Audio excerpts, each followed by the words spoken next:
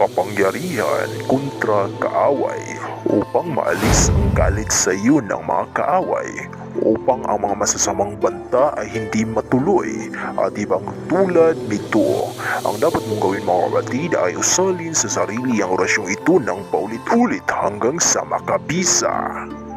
Pero bago ang lahat, kung bago ka pa lang sa aking channel at nagustuhan mo ang mga ganitong videos o usapin, mag-subscribe na po at pindutin ang bell icons para lagi po kayo updated sa tuwing may bago po akong upload na videos. Maraming salamat po.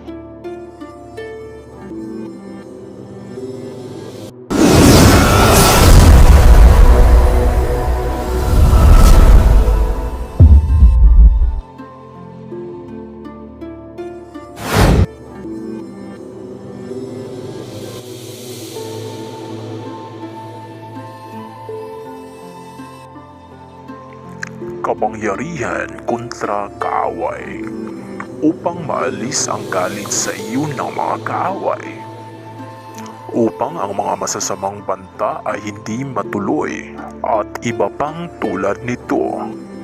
Ang dapat mong gawin mga kapatid ay usalin sa sarili ang orasyong ito ng paulit-ulit hanggang sa makabisa.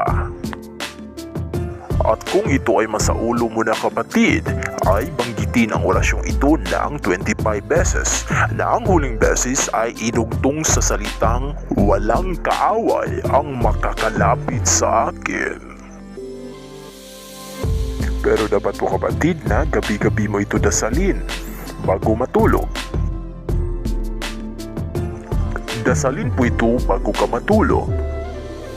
Isang Ama namin, isang Aba Ginong Maria, at isang sumasampalataya. At pagkatapos mga kapatid ay isunod po ang orasyong ito ng 25 beses. At sa huling beses ay idugtong ang salitang walang kaaway ang makakalapit sa akin. At ito po mga kapatid ang orasyon. Saukom Edra Krisakam Abusim Dinajat Emugis Maidram.